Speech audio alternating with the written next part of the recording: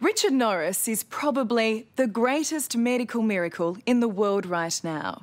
His face is not his own.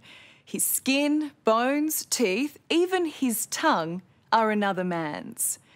Richard is the recipient of the world's first full-face transplant, and it is incredible medical science. It's also emotionally fraught for Rebecca Avesano. You see, when she lost her brother in a car accident, Rebecca thought she'd never see his face again. How wrong she would be. With every step, Rebecca Avesano is coming closer to a face she's known all her life. It's the face of her brother Joshua, who died 3 years ago. I think I was just thinking, what the hell? My brother just died. Hey, how you going? It's a bittersweet reunion made possible by extraordinary medical science. It's born out of the heartache of two families, but ends with a tale of hope, rebirth, and love. I do see Josh. He's gone, but in a way, he's still here.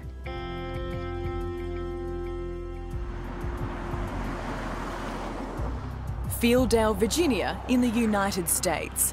Population 826. It's not the sort of place you'd expect to find pioneering medical science. This really is a one-street town. Richard, Hey, how you good. doing? I'm going Man, good. you look good. Thank you, sir. Welcome back home. And it's where Richard Norris grew up. Oh, here comes my father. This is your dad. Yeah. It is a small town. How y'all doing? What was he like before the accident? He was full of it. Was he a bit of a handful at times? Yeah, at times he was. He liked to pull jokes on you. Eddie and Sandra Norris can laugh now, but for years they've suffered alongside their son. Sandra saw something no mother should ever see. It happened so fast. You're asking yourself, what am I supposed to do? What can I do? Tell me what I need to do. And you can't do nothing. You know, you're not in control anymore. Richard's family has abandoned the house that he grew up in because it holds too many bad memories. But back in September 1997, Richard, who's 22, arrives home drunk at around 5 p.m. It's a Wednesday. His mum, Sandra, is upset and they start arguing. The fight moves into Richard's bedroom where, according to the police report, he grabs a shotgun and tells his mum he's going to shoot himself. What he doesn't know is that the gun is loaded. It fires and blows off half his face. So Richard had blown off his nose? Mm-hmm. His lips? His lips, his chin. His teeth? His teeth. The gun, actually, when he went to pull it out, it was going this way. And everything from top here down came out. Can you ever get that image out of your mind? No. No. Do you ever have flashbacks? Yes. And I hear it. Yeah. I fought for him. I fought with him. I willed him to live. If you can will somebody to do something, I willed him to live. Richard may have survived, but the damage is devastating. He can't talk and he's fed through a tube in his stomach. First time I seen him, God, I couldn't look at him. I mean, it was so bad. And I just thought to myself, what kind of life is he gonna have? It just killed us. It just, I think I hurt bad as he did. What did you see? I didn't see myself. I really didn't know who I was when I was standing there. Richard became a recluse. Over the next 15 years, he's frequently suicidal. And on the rare occasions he does leave the house, he hides behind a mask. And how did people react to him when they saw him, even with the mask? They would stare at him, you know. And then when Even people come to the house, he would wear a mask. he wouldn't eat at the table with us. Desperate for a miracle, Sandra starts searching online. But face transplants are still the stuff of science fiction. Then, in 2005, 8 years after Richard's accident, Sandra finds a speck of hope in a trailblazing surgeon, Dr. Eduardo Rodriguez. I'll take another 4x8. This was a very quiet and reclusive individual, and I didn't know what would be the possibilities of him integrating back into society if we were to help him. Did you feel sorry for him? Absolutely. Absolutely. You always feel sorry for someone who walks into your clinic with their head down, wearing a baseball cap and a mask.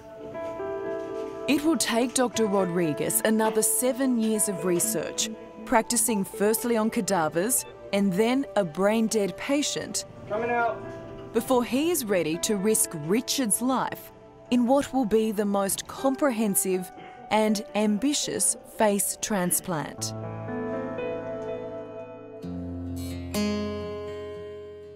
But one family's hope rests on another family's tragedy. He loved hunting, and he loved shooting guns and fishing. In 2012, Rebecca Avesano's baby brother, 21-year-old Joshua, had just been accepted into the US Marines. But while crossing the street early one night, he was hit by a van. Joshua was rushed to the hospital where Dr. Rodriguez worked, only to be declared brain dead. I think that's the first time I've ever seen my dad cry. That was one of the hardest parts for me, was to watch my parents have to go through that.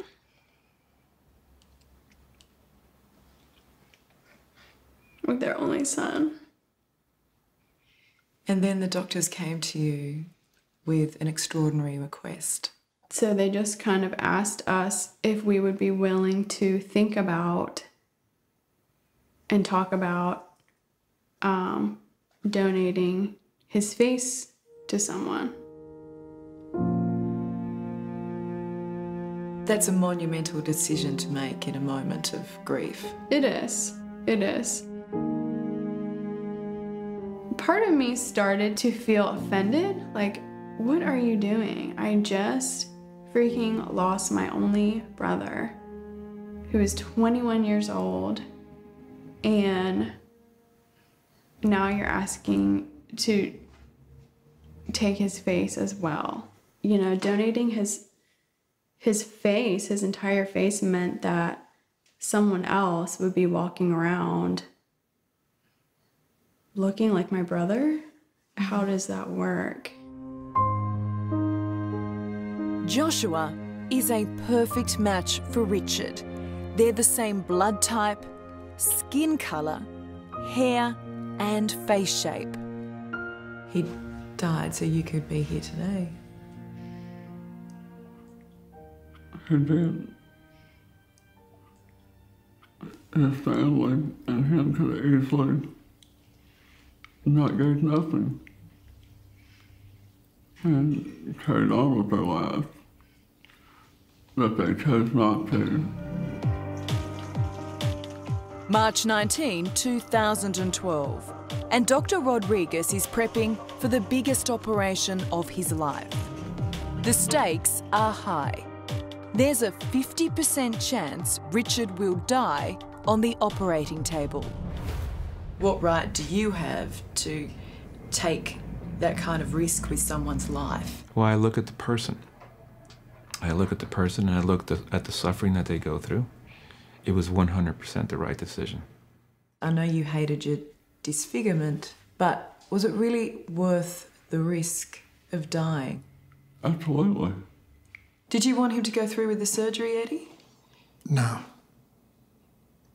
I was afraid the risk was so high that, we'd lose him. A team of 150 staff is assembled to do what has never been attempted. Joshua's face is removed, starting from just past his hairline, his forehead, eyebrows, nose, bone structure including the jaw, all the way down to below his collarbone, peeled off in one piece and attached to Richard, who's had the remainder of his face removed. It will take a grueling 36 hours. I'm just racing to get to the end point, and we have to keep pushing everybody in that direction, calmly, methodically. There's no turning back. We have a job to complete. There is no plan B. Failure is not an option. Coming up, Richard's new face. Tell me about that moment when Dr. Rodriguez handed you the mirror.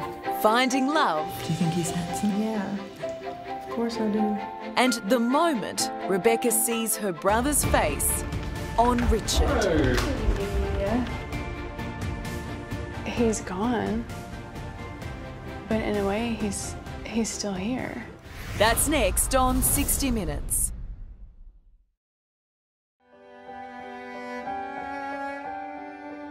Tell me about that moment when Dr. Rodriguez handed you the mirror and you saw your new face for the first time. No, I looked and then I started touching and I couldn't find the words.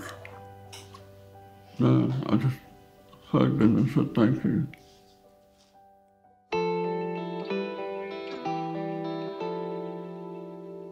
Three years since Richard's full-face transplant, and he's not only living the normal life he once dreamed of, he's found true love with Melanie Solis.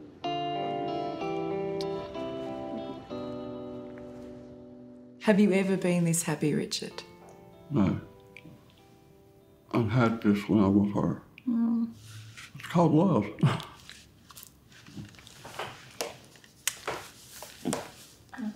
Love you. That's it too. What do you love about this man? What's in here. And then the rest. Do you think he's handsome? That's the icing, yeah. Of course I do. He's got a 20-year-old face. They met early last year when Melanie emailed Richard after seeing his story on the news. Now living in New Orleans together, they are kindred spirits. I know how it feels to be isolated because you feel ugly. Because at one time I had weighed 256 pounds and I kind of went into a reclusive state for a few years. So the first time you met in person, were you nervous? Oh yeah, he was shaking. He was trembling, he was so scared. Did he try and steal a kiss? Yeah, on the cheek. I got it. Yeah, you did. He got the kiss? Mm-hmm. Nice. Hey everyone. For Richard's family and friends, this is a man reborn. Good. How you been doing, man? Good to see you. Rodney, my girlfriend. Nice to meet you. Nice to meet you. And tonight he's brought Melanie back to Fielddale to meet his old school pals. Cheers. A lot of us sitting here can remember the day that it happened, but knowing that we were, on the brink of saying goodbye to him. And it's amazing to see that he's not only still here, but he's living a happy life. Yeah. Melanie, why is this making you upset hearing this? It's a miracle for him to be alive. A lot of people don't have one best friend, much less all of these. So he is truly blessed. Thank everyone in here very much, and I love you all. Richard is a medical miracle. No one could have predicted how successful the transplant would be.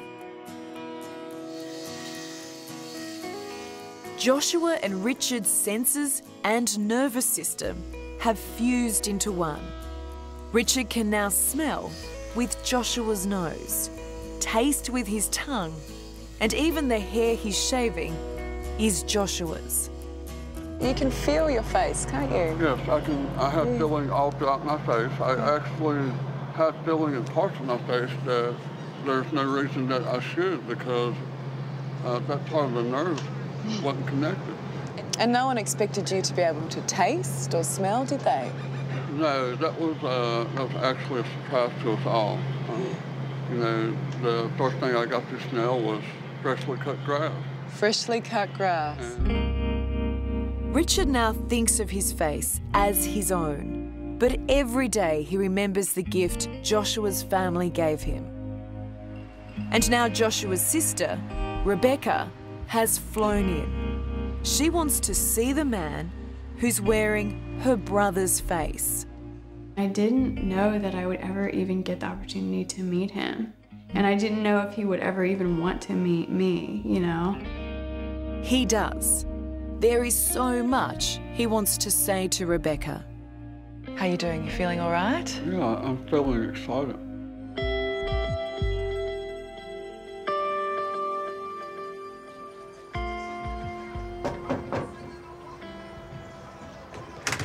Hey, how you going? Hi.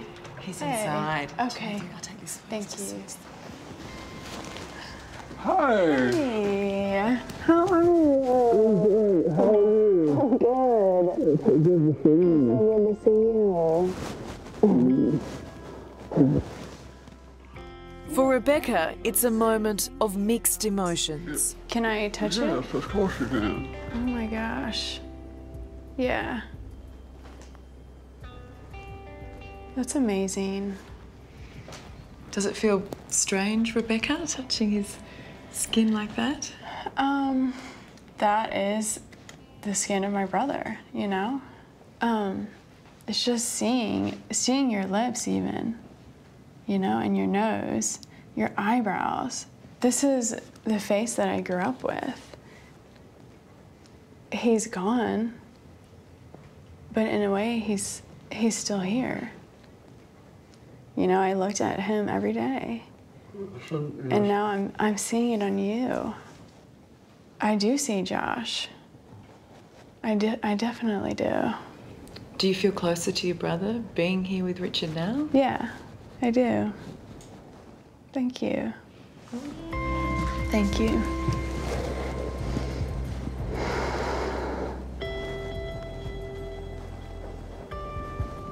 Thank you.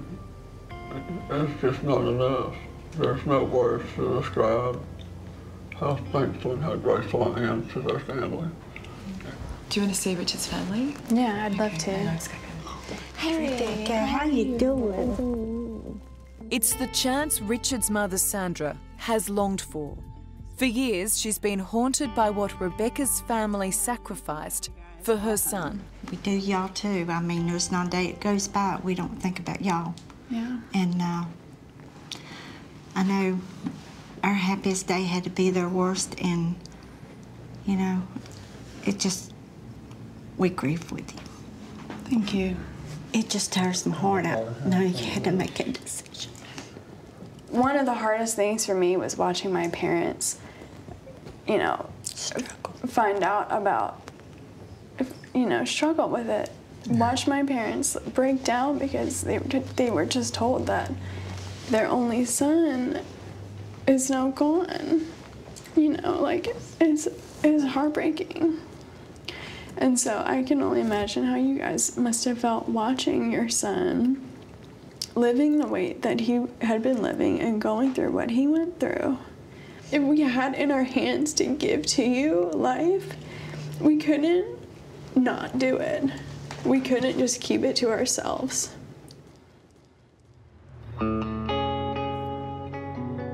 Richard's gift back is spreading the word about organ donation. He's made it his life's mission. He'll be forever thankful for his transformation. It's given him what he's always wanted, the chance to be just another face in the crowd. And I don't look at him as having a face transplant. I just look at him as being a regular person. Is that a nice thing to hear? Being a regular person. That's all I ever want to do, is just a regular person. Hello, I'm Allison Langdon. Thanks for watching. To keep up with the latest from 60 Minutes Australia, make sure you subscribe to our channel. You can also download the 9Now app for full episodes and other exclusive 60 Minutes content.